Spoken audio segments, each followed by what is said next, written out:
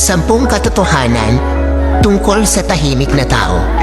Una, ang tahimik na tao, madaldal talaga sila sa mga taong ka-close nila.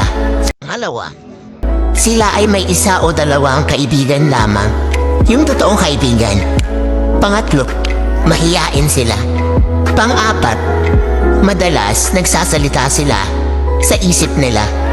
Pang-5, sila yung may mga magandang ngiti at nakakatawang tawa. Pang-6, sila ay tapat sa kanilang karelasyon. Pang-7, sila ay mapagmatsyag sa lahat ng sitwasyon. Pang-8, tahimik sila pero iba kung magalit. Kaya wag na wag mong gagalitin.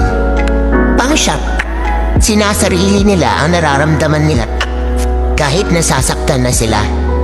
Pang-10, pag sila nakilala mo ng lubusan at maging komportable sila sa'yo, doon nila ipapakita ang totoong sila.